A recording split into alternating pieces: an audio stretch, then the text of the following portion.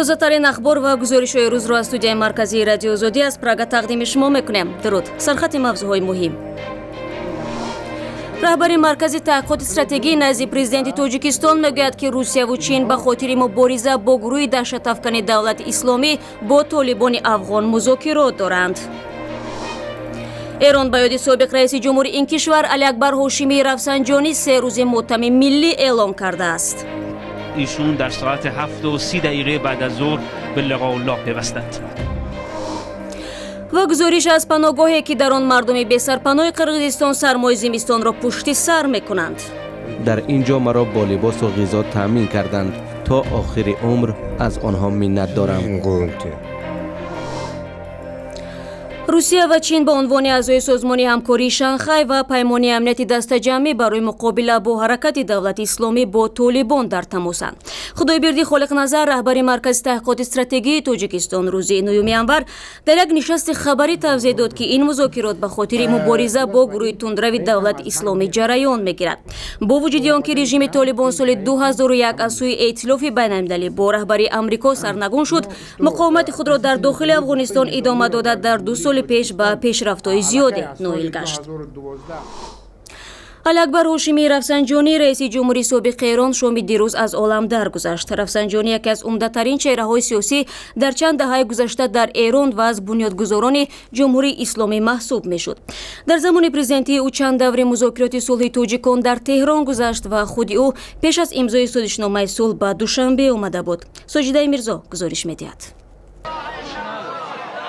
اکبر هاشمی رفسنجانی سابق رئیس جمهوری ایران روز یکشنبه 8 ینور در شفاخانه شهدای تجریش ایران در سن 82 سالگی از دنیا درگذشت.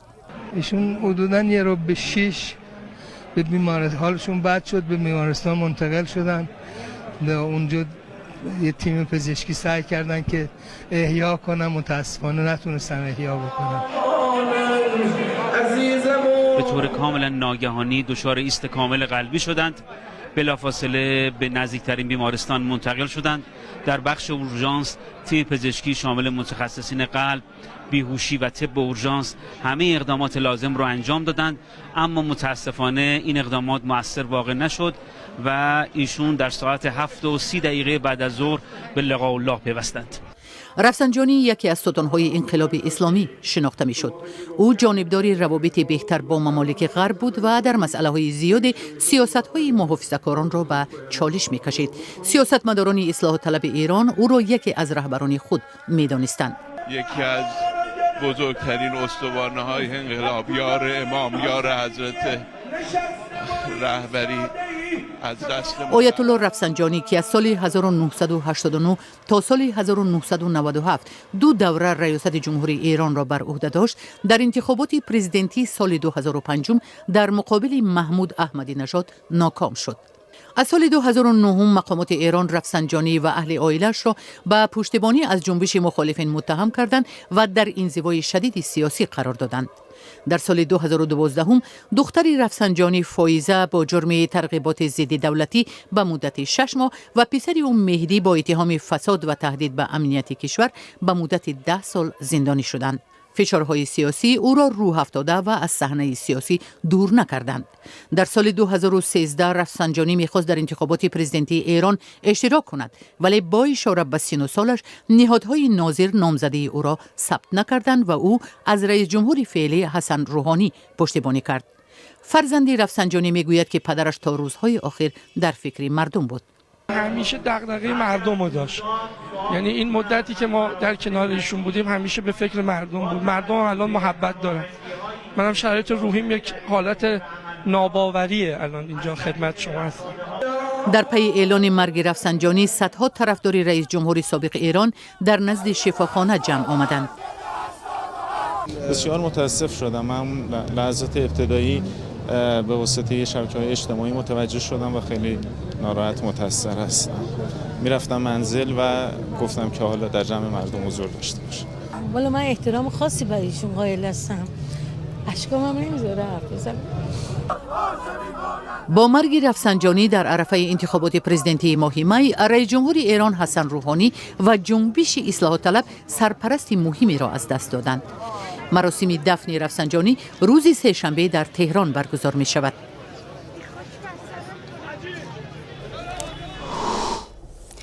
برنامه را ادامه میدیم. ازبکستان صنایع لغو ویزا را تا 4 سال دیگر به تاخیر گذاشت. ماه دکامبر سال گذشته و همگی چند روز پیش از انتخابات پرزیدنتی شوکت میرزیویف قرار قبول کرد که طبق آن سیاحان 27 کشور می توانستند به ویزا تا 30 روز در ازبکستان بمانند.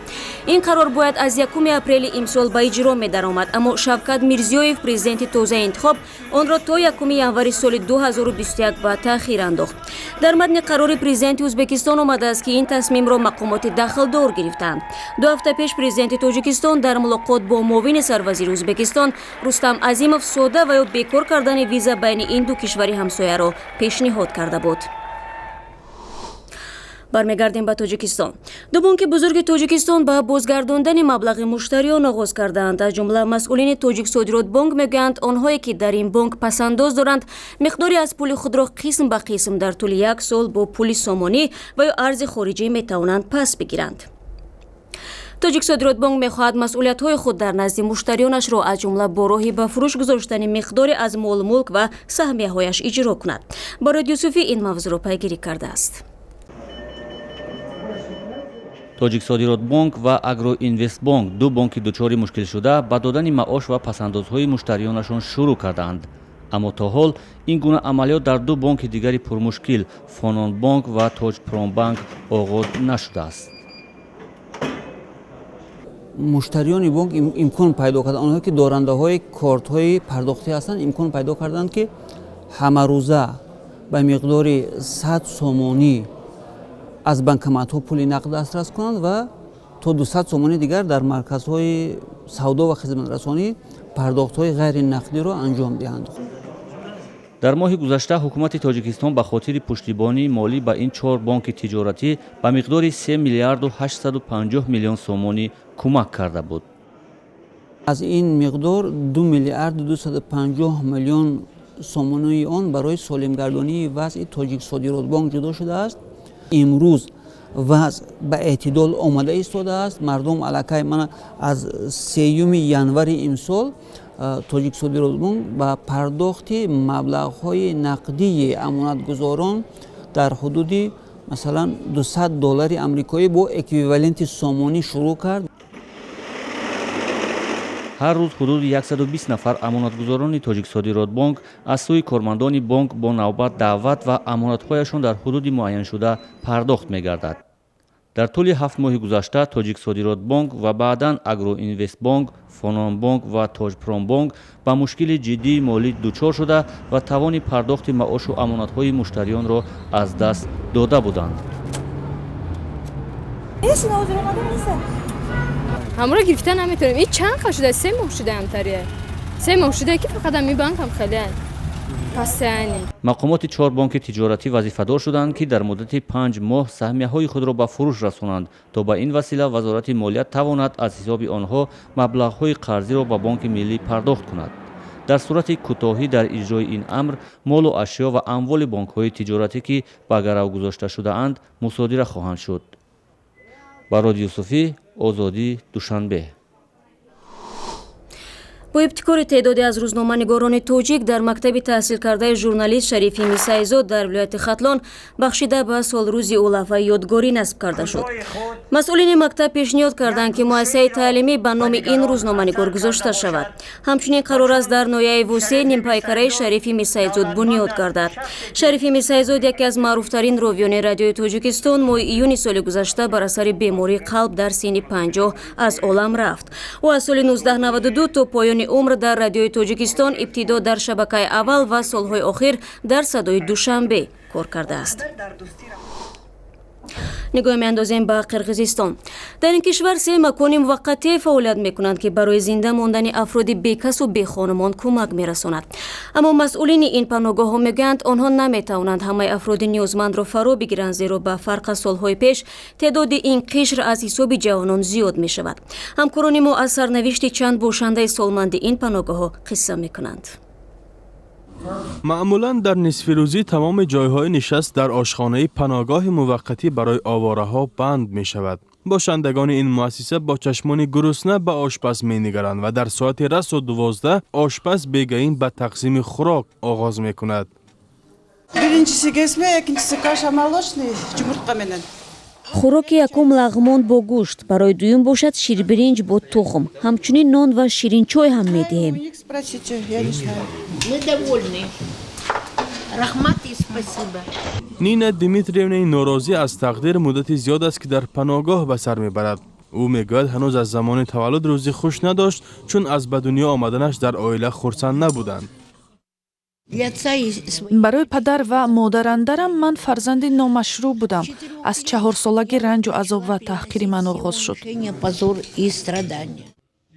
با نقل نینا دیمیتریونا در سالهای 90 قلابان با تقلب حجت‌ها منزل زیستش را صاحب شدند و او در کوچه ماند. تا کنون در خیابان‌ها گدایی می‌کند. در برپا کردن عائله نیز موفق نشد. او از پیوندانش پسرمکش را نام می‌برد که با او هم تا به حال روبرو نشده است. У меня есть сыночка, брат троюродный, знаменитый хирург. амак бачаи ман ҷарроҳи маъруф аст, аммо ман ӯро ҳаргиз надидам ва наметавонам барои гирифтани кӯмак ба ӯ муроҷиат кунам. ман шарм медорам, чунки ҳамеша мағрур будам. ҳоло ки ба чунин ҳол гирифтор шудам, бештар шармам меояд. Мне стыдно, я всегда была гордая. А мне сейчас стыдно обратиться и сказать, что я в таком положении. چینگیز یکی از دیگر باشندگان این پناهگاه را نیز زندگی امتحان زیاد کرده است. ماشین یاری تجلی او را که در کوچه از خنوکی بیهوش شده بود از مرگ نجات داد. یاری تعجیلی مرا به اینجا آورد. نیم سال می شود که من در کلامتا زندگی می کنم. در اینجا مرا با لباس و غذا تامین کردند. تا آخر عمر از آنها منت دارم. همسر و 2 فرزندش چینگیز را رو به رحم خدا گذاشتند. سال 2004 خانه را فروخته به روسیه کوچ بستند. فرزندان که یکی در مسکو و دیگری در نوسیبیرسک زندگی میکنند طول این سالها باری هم به یاد پدر نافتادند. پناهگاه کلامتا 18 سال باز فعال است و افراد بی خانمان را از سردی و گرسنگی نجات میدهد. این پناهگاه برای 70 نفر پیش بینی شده است. حالا 74 نفر در اینجا زندگی میکنند. همه نفرانی که به پناهگاه می آیند از تشخیص حتمی طبی میگذرند و به طبابت فرا گرفته میشوند. یک بار در روز با خوراک گرم تامین میگردند. اما ما نمیتوانیم همه نیازمندان را جا کنیم. ولی وقتی هوا بسیار سرد می شود ما تا 100 نفر را قبول و در دالان جا میکنیم. این پناهگاه دولتی همچنین برای برقرار کردن حجت‌های باشندگانش کمک می‌نماید. تنها در یک سال بیش از 1000 آواره‌گرد از خدمات کلامتا استفاده نمودند. اگر قبلا بیشتر پیرانسالان بودند اما تا رفت این قشر جوانتر می‌شود. تنها در 2 ماه اخیر از سردی در کوچه‌های بیشکک 3 نفر فوتیدند. مقامات تفتیشاتی روسیه تاکید کردند که 2 تاجر توجیک در راه چیتا به ناحیه کراسنوچیکویسک به قتل رسیدند. توشپولود و برهانگادویف 2 روز پیش از سال نو در راه به این ناحیه ناپدید شدند. کمیته تفتیشاتی روسیه خبر داده است که متهمان در قتل این 2 شهروند تاجیکستان که یکی از آنها 12 سال در محبس بوده است بازداشت گردیدند. این افراد با تاجران تاجیک در رابطه با فروش چهارمغز مشورت میکنند و با سلاح آنها را کشته پولها را میگیرند. قرار است جسدهای این 2 شهروند تاجیکستان روزهای نزدیک به زادگاهشان انتقال داده شود. در کتاب درسی مکاتب تاجیکستان اساسهای دولت و حقوق برای صنف‌های 8 9 و 10 باب‌های الهیده را وارد می‌کنند که در آنها قانون اساسی آموخته می‌شود. نورالدین سعید وزیر معارف و علم تاجیکستان روز 9 ژانویه هنگام نشست مطبوعاتی گفت اینچنین با فرمان رئیس جمهوری تاجیکستان امومعلی رحمان در چارچوب این تغییرات به این خوانندگان قانون مسئولیت پدر و مادر در تربیت فرزند و قانون تنظیم عنعنه و جشن و مراسم‌ها به طور پوره آموزانده می‌شود. وزیر معارف و علم تاجیکستان افزود در نظر است آموزش علاوه‌ها با کتاب اساسهای دولت و حقوق از ماه سپتامبر سال آینده آغاز شود و در حال حاضر رئیس دادگاه قانونی اساسی محکم محمود زاده و دیرکتور مرکز ملی قانونگذاری نزد پرزیدنت محمد رحیم زاده آن را آماده می‌کنند. با این گزارش نشر نوبتی برنامه را خلاصه می‌کنیم. خبر و گزارش‌های بیشتر از این را میتونید در سامانه www.azadi.org و شبکه‌های اجتماعی فیسبوک، ادناکلاسنیکی و توییتر پیدا کنید. تا برنامه فردا خدا نگهداری هر یک شما.